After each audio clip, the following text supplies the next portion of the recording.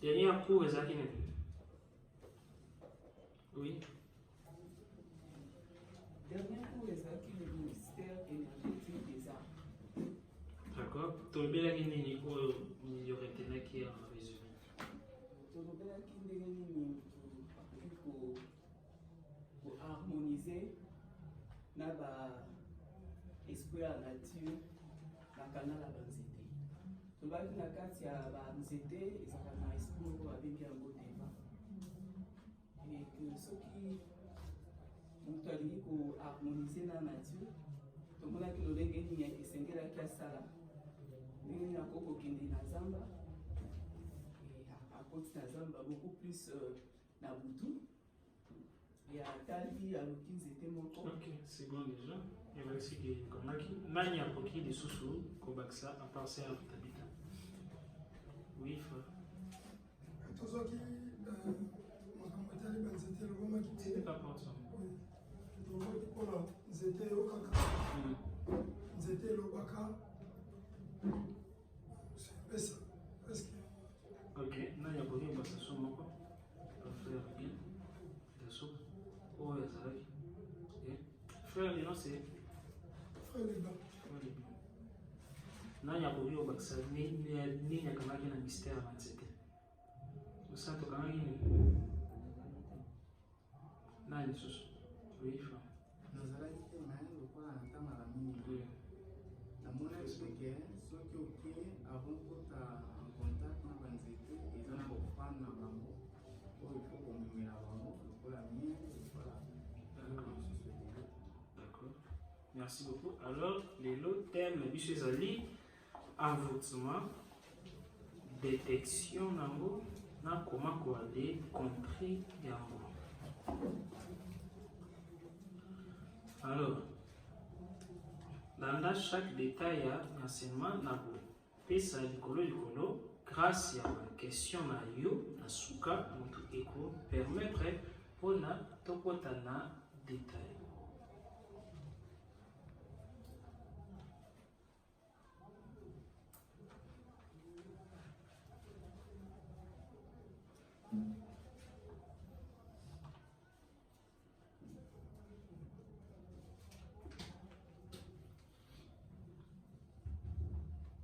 Envoûtement, ils ont la même synonyme que téléguider, commander, ordonner. Moto yazali, envoûté, yazali, moto yo, yazali télécommandé. Envoûtement, yazali, on dirait. Bapoupée wana babinisa bamwana babenga bana marionnette. Marionnette ya tomboli loboko akanisi yende moto ya tomboli loboko mais singa mosusu moto tomboli loboko. Bakoki bale betisi mbata ye moko marionnette soki azalaki na cerveau ya kokanza on dirait ye moko abeti mbata. Nzokande bale bougissé ya mona moto mosusu bakoki bale binisa ye meme badanse oyo ye moko soki azalaki na conscience akoki bale binate, n'est-ce pas? Wana ezali méthode simple ya envoûtement. Envoûtement veut dire seulement bazali bale contrôler yo na moto mosusu contre volonté na yo. Mais il y a 20 ans kolobela ya envoûtement négatif et c'est maintenant nous koyeba déjà kaka marionnette moto yazalaka soki nano na mosi spiritualité na yete azalaka na se ya influence ya ba ange to ya ba grands esprits to ya ba ancêtre na ye to alors il y a ba comportement il y a ba masumu to alors malamu il y a ba parents na ye par là on a koki kolobela parti moko balien moto ya vana no yoya na planète terre molimo no ezalaki na laboratoire, na troisième, d'abord nano na les premiers monde angélique oyo babengi yango na kombo ya Keter. Keter elakisi seulement couronne, monde ya émanation, monde ya feu. Keter wana monde wana ezali dirigé na ba ange moko babengi bango ba séraphine. Ba séraphine comme na bango elakisi kaka banyama oyo bazalaka liboso ya nkembo ya Nzambe. Ba séraphine bango wana ba séraphin bazalaka na sima papu de mapapu mpona kopumbwela, de mapapu ya kozipa bilongi na bango, de mapapu ya kotombola trône ya roi oyo afandi na monde na bango. Roi wana kombone Métatron, représentant ya Nzambe. Chacun na bango azalaka na 4 bilongi, voire même 10, bazalaka na plusieurs bilongi. La Bible dit namoni devant trône 4 personnes. Koto bazaki elongi ya motu, koto elongi ya aigle, koto elongi ya lion, koto elongi ya ngombe. Bazalaka na misu ebele, chaque madusu ya ba poil na bango ezali misu. La Bible dit bazalaki na misu na kati ya nzoto pe libanda nzoto. Bazalaki entouré na feu. Alors la Bible dit aussi guerre moko ebimaki na likolo na boni dragon moko aza na 7 mitu. Dragon wana pe azalaki moko ba séraphin. Alors na le monde wana ba ange nyonso bazalaka neti ba monstre. Mais les bazali tellement puissants. Alors kuna na monde wana bango ba géraka nyonso yo ezali projet non manifesté ya Nzambe, c'est-à-dire ceux qui Nzambe na grandeur na ye donc il a pensé que esengeli na li sala peut-être frère Kombo na Bosani frère Paul. Donc na sala moto moko na monde physique bako bengi Kombo Paul. Alors dès qu'il a concevoir par c'est que futur la biso ezaka passer ensemble. Alors dès que leur Nzambe a pensé et loko mbala moko pensé wana efandaka na monde wana parce que mbala moko yokomi coexiste na premier tourbillon. Excusez. Yozo déranger ngai na bengaki yo yambaki te donc voyons ça te merci. Quand t'appelles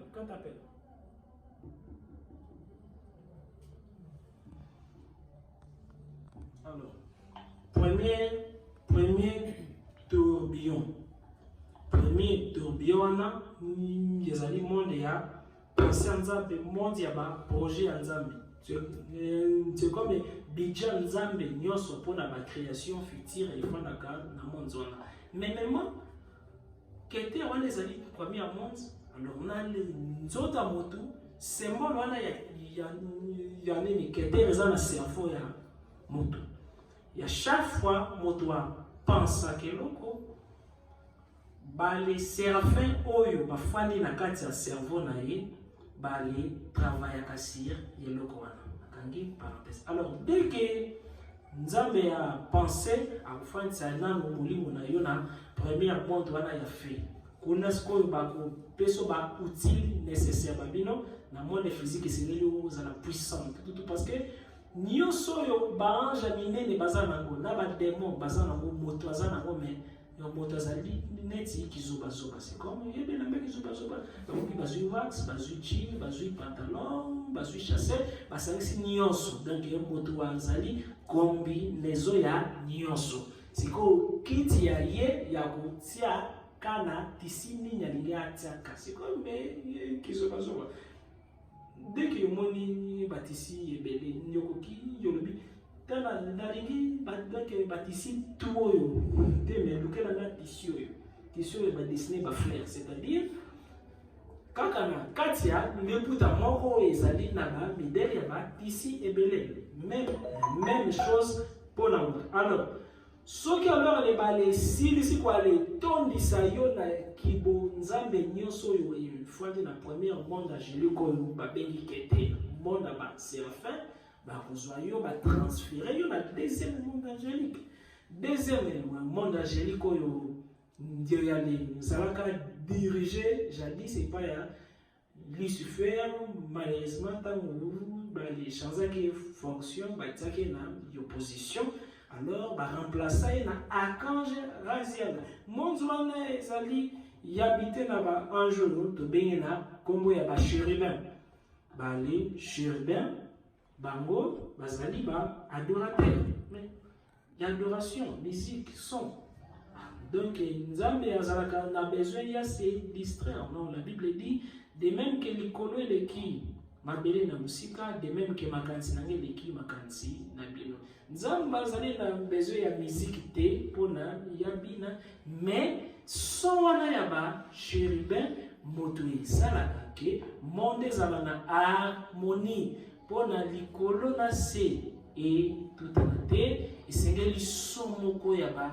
chérubin et circulé na univers pona planète terre na Mars et nsala cohésion te esengeli son moko donc bason wana moto saka ba les limites magnétiques moko invisibles entre ba planètes na entre ba nzete pona lisuno et qui m'a retrouvé fondé na liso te ezali aussi grâce à ba son na bango donc bango ba son na bango motu nde ya les tsaka ya moni ya ba esprit aussi ba son na bango motu e feraka voyager molimo ya motu ezalaki na monde ya ba esprit pona kita soit na zemi soit na nyama soit na nzete parce que dans chaque son ezalaka na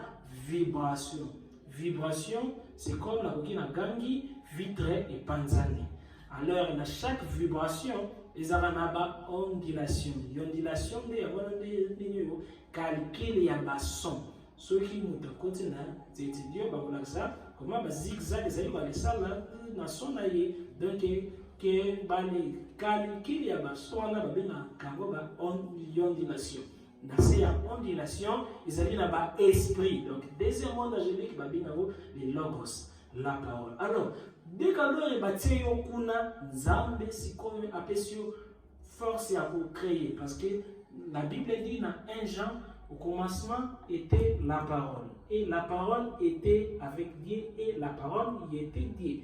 Oui, même ata baba alobaka parole wana ezali kaka parole audible te mende yali sali nini yo parole moko spirituel dès que yozo penser yozo loba donc pouvoir ya ko ordonner donc kuna loba ko pesa yo pouvoir nyonso yo ko loba na kati na yo ya malamu ozali ko créer yango nyonso yo ko loba na kati na yo ya mabe ozali pe ko créer yango donc alors ceux qui avaient bali bongisi yo bien bali condition pouvoir ya logos pouvoir ya verbe wana na kati na yo si malango ba ko transférer yo na troisième monde angélique. Troisième monde angélique. D'abord, le deuxième monde, troisième monde angélique, Bina. Alors, ceux qui sont les sali transfert, wana kutu papa na yo, na maman na yo, peut-être nanuba botama pété. Peut-être pe bakoko na bango pe nanuba botama té. Mutu azali fruit à projet moko ya longue terme minutieusement fabriqué donc les fabriquer yo malembe avec beaucoup ya soin na ba potentialité alors ceux qui nzambe ce quoi moni yo na monde yo wali zali ko ali réussir par là il y a les nakali il y a mon peuple périt par manque de connaissances alors que moto koki toujours laisser la nzambe de l'autre côté par ce que nzambe atie nyonso wana na kati na yo alors tamo yo bakozwa donc vous supportez chaleur pe ya wana moto kesana ke maki ya soso yetena alors chaleur ya wana nde mondo yo babenga na Combo ya kete donc plus chaleur wana ezali ko aller sur quel na corps na yo côté moko ezali aussi ko aller purifier yo inconsciemment.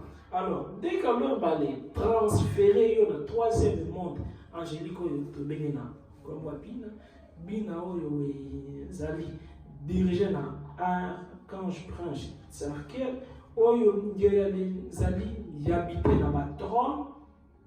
Donc balenkumu baoyo tokoki kobenga bango ba seigneur ya karma na ya dharma siko kuna moto bako tracer yo loi ya dualité. Loi ya dualité elobi nini esengeli yo vivre malheur na kati ya bonheur esengeli pe yo vivre bonheur na kati ya malheur wana usali mutu nano mabete usali nano lisu mutemende na monde wana déjà ba ko préparer douleur moko pona yo parce que mabe na malamu nge ya les zali de alors ainsi vraiment nzambe ensemble la pona vie ya mutu ezala na sens soki mabe ezala kite vie elingaki ezala monotone c'est comme yozo tala filme moko bandami bandaki balambi bakangi biloko balesuso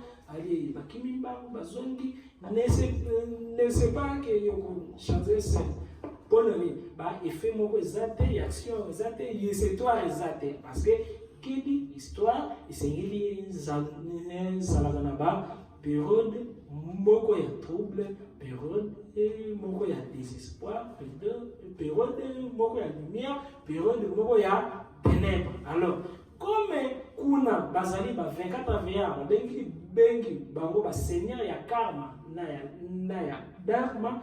Karma veut dire seulement ma benyoso yo isengeli comme la motu. Dharma malamu yoso isengeli comme la motu. Déjà là ba li transférer yo souffrance pour vivre. Ba transférer yo bonheur yoko vivre. Mais bit na bango ezali yo réussir ko aller dompter bonheur na malheur. Bisa bango ezali tango ba le tie pasi na kati ya chemin na yo ya vie yo za la fort que pasi wana. Tango yo ba tie bonheur na kati ya chemin na yo ya vie yo za la solide que bonheur wana parce que soki bonheur moko ye yaka toujours na malheur moko secret. Soki malheur moko ye yaka toujours na bonheur moko secret. Alors soki aussi identifié na bonheur wana yali zali poison retardé soki ozali prudente na bonheur wana. Soki aussi identifié na malheur wana yeko koisa yo na dépression. Si malango ni ezali aussi poison moko retardé. Alors ceux qui va aller préparer le destin na yo kuna si malango ba ko faire circuler yo na tous les 12 mondes angéliques si malango ba le kisi yo na 32 chemins à sagesse si malango ba le kisi yo na 12 cercles d'enfer. Wana nanu kaka oale botanité babandi déjà ko ale les qui sa âme na yo na ba monde ya enfer ezali na 12 niveaux parallèles na plusieurs royaumes. Alors futur bébé esengeli ya sana expérience ya chaque monde yo kende na chaque monde ko ale soit enseignement formation parce que ceux qui ont dans le monde physique ceux qui ont sali choix ya kusale na Satan déjà la carte na yo ali sali na moi pouvoir moi Satan ceux qui ont sali choix ya kusale na Nzambe déjà la carte na yo ali sali na pouvoir moi ya Nzambe.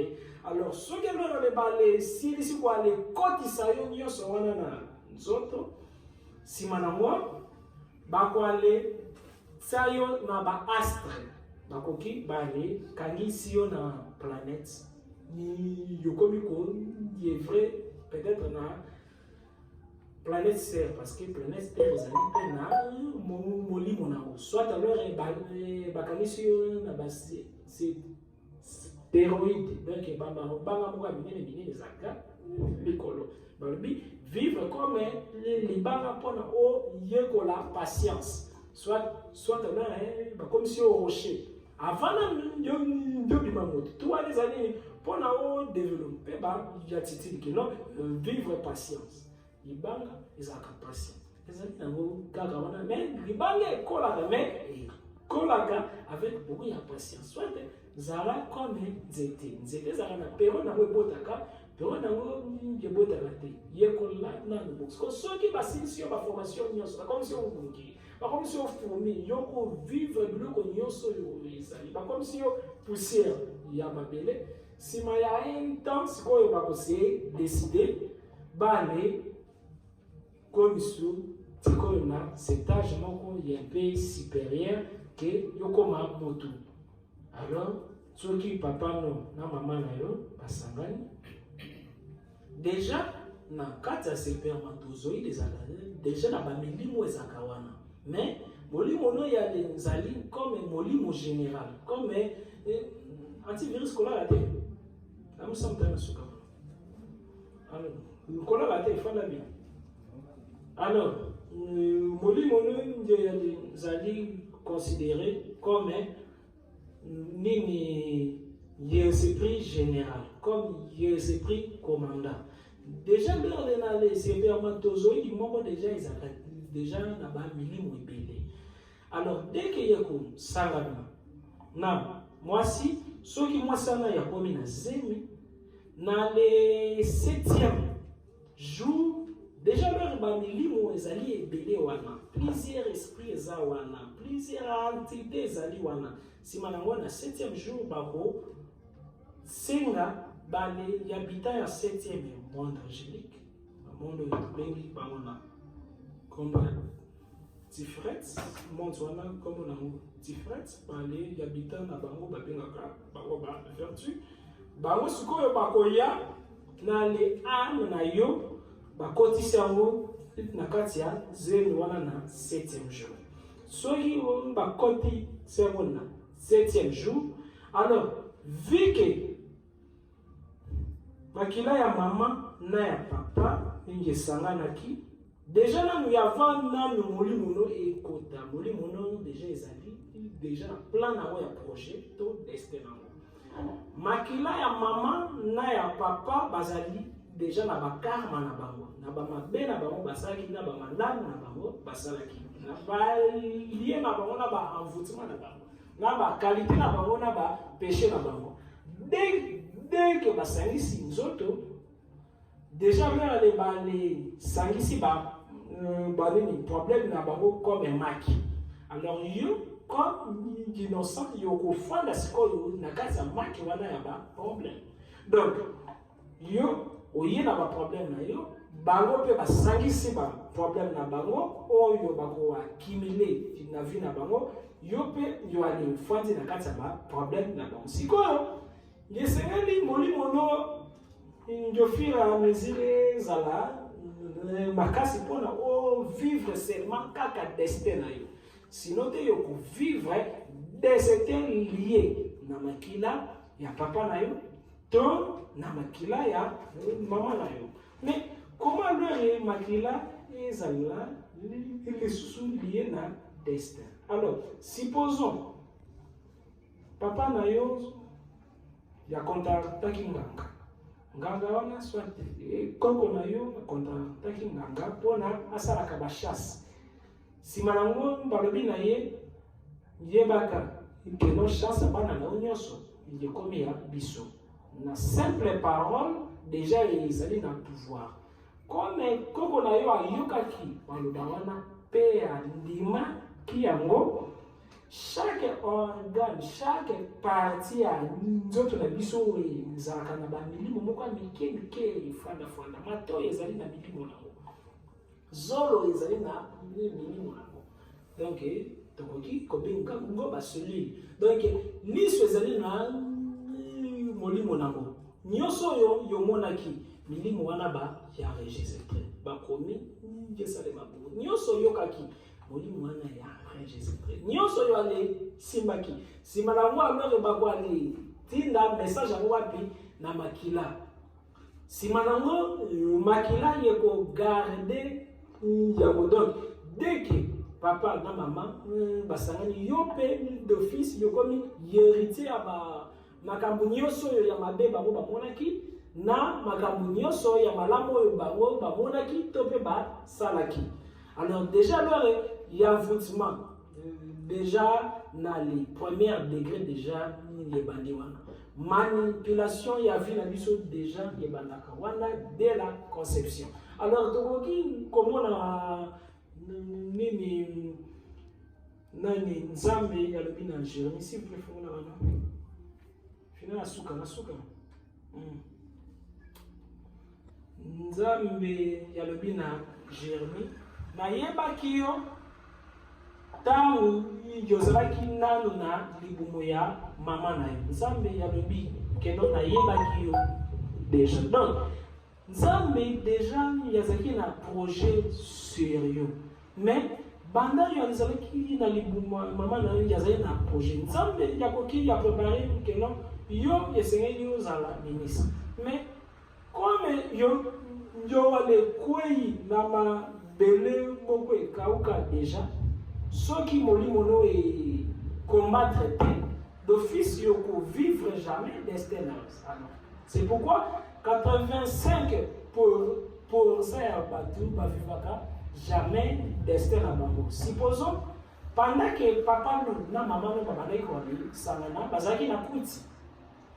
Supposons que pendant que papa na maman na yo babandaki wali sangana moko alingaki te soit de aller zalaki viol alors que tango deux âmes basa couplaka lumière moko e envelopaka bango lumière wana soki bazali na bakongale prince soit na makanisi ya bien te na bakanda lumière wana yeko attirer ba démon alors par là bale démon bakoki bale fanzi na kati ya maki oyo yo na le 7e jour esengeli yo fanda na kati. Alors par là yokoki yokotami me yo ali ezali na deux âmes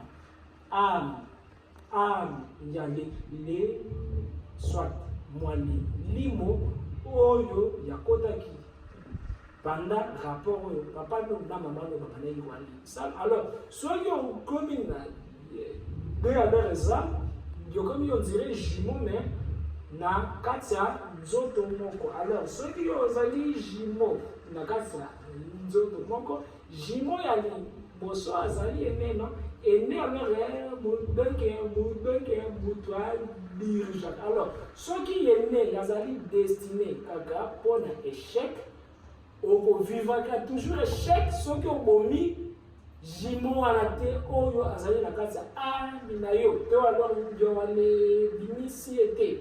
Donc ezali na bato oyo bazala na ba 2 à 3 à 4 à 6 ans na lobeli nanu ba esprit te parce que moto aza plusieurs na kati ya nzoto moko mende na lobi bakomanda.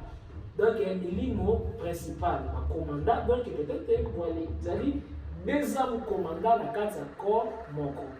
Pourquoi? Pendant que les parents na yo bazali na kuiti ya masanga parce que ils ont un couple misusu ya avant basangana balingi nanu bameli balango. Alors derrière kuiti démon moko se kashaka parmi ba démon ya zali na Dionysos. Alors mwana wana ya kozala teti insupportable tout parce que baer moko eza jumeau Dionysos moto azali koagi baer moko yeyale zali yende moto azali koale réagir. Supposons papa soit maman azalaki coureur d'aller Japon pendant que baboti bazosangana soit mwasi azali koalisangana na mobile soit mobile azali koalisangana na mwasi dans le but être pour la se satisfaire devant moi, soit devant moi, bal, là, c'est n'a raisonné ex nanga.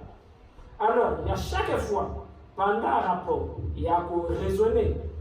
Le mobile n'est pas kala, soit alors, moi, c'est moko ya kala, d'office vortex, c'est-à-dire, porte moko ya molimo ya kufuama, molimo moko errant, molimo tambolaka, bako sekama, bako kangama, na image yo ye a créé na cerveau concernant ex na ye ya mobali to ya mwasi. Pendant un rapport, mwasi ya wali zala fécondé na fantôme. Mene ya kanisa mwana wana nabo moto azui elongi ya bali na ye mene na molimo azui comportement ya kotia mutu non mais ntuki mutu ya kotia ya fisto. Alors nabo moto azui yelongi ya papa na ye mais na molimo azali na molimo ya Léviathan azali démon yo yazalaka peut-être na donc mingi na bato yo bazali na ba désir sexuel exagéré. Alors soki mwasi moto wa raisonna donc moi le mbali moto a raisonnaki mwasi na ye akala pendant rapport mwana wana yakoki koali zala ya intégré na molimo ya maintenant kotsata kiti mosusu no ndekokofandela bino na bango te fisto tino te naobimisa. Alors yakoki koali zala ya intégré na molimo ya Lilith to ya ba demo oyo baza na se ya or ya Lilith. Donc mwana wana soki ya botami yakoki koremarke ya chaque fois ya kobima na mobali soki kaka mobali ayebi nzoto na ye mobali akimi soit ya kokabela ye jamais soki azali mwali bali jamais alors akobalaka to alors jamais alors ya kozalaka satisfait to alors jamais alors ya koréussir la vie professionnelle to pe spirituelle parce que azali na des âmes de kanama ba esprit babotaka na batu babotisaka batu mais mpona esprit ya bota na yo esengeli yasalela portail moko porte oyo yekoki koali zala selo ndenge na esi lekeo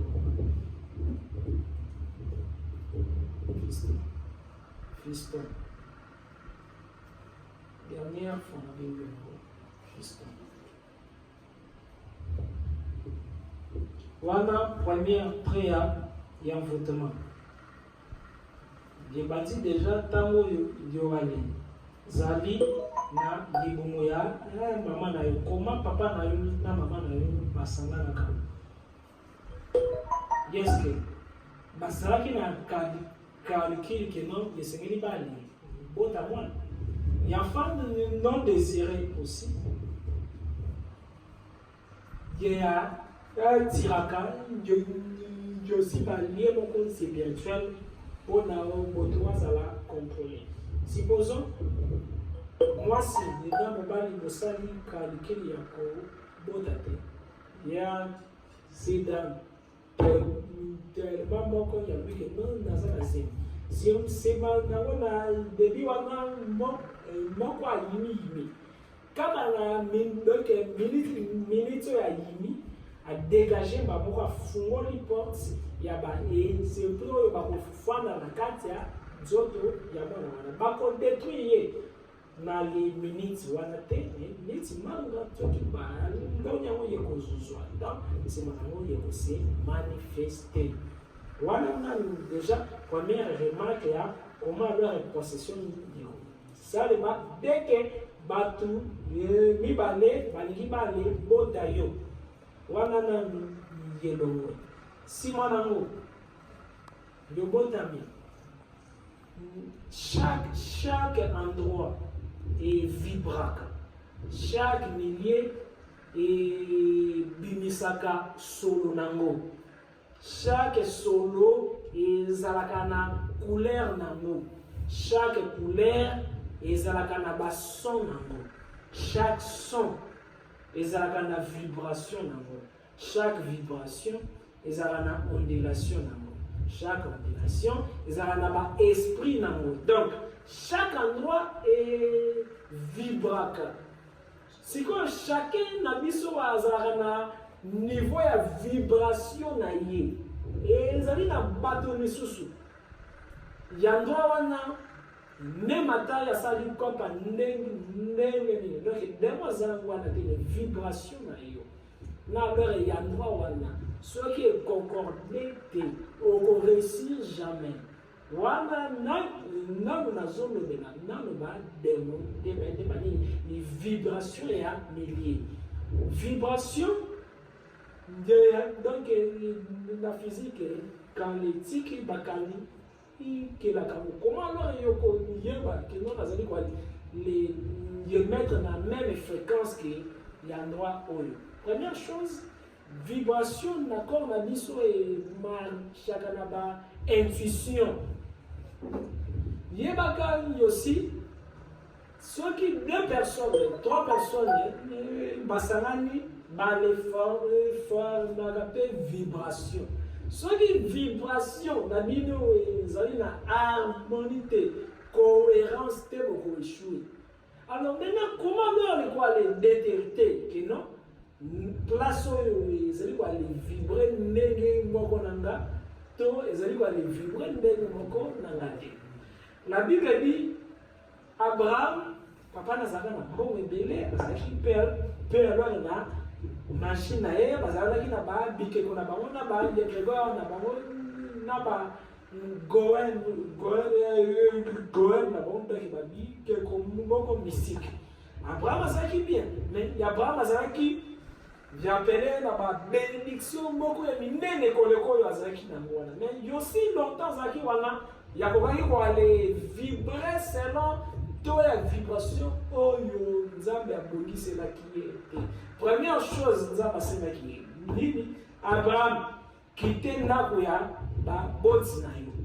Première chose soki yolingi ndio wale sentir que non place oyo vibration na yo ezali ko ale simba te soki yokomi ko ale sentir que non yokomi na ba cauchemar donc ba exemple pour simple soki omoni ke yokomi na ba cauchemar pamba ezali déjà ba écho que non ba les vibrations na yo na ya ndwa wana ezali nanu ko ale s'harmoniser te tika ngala yango bino ko zo bisenga mbele bela ikambo nini ko kuwa makasi boye puko ko zo bisenga tika la ya hotel ko na suka kata wana bandelo fini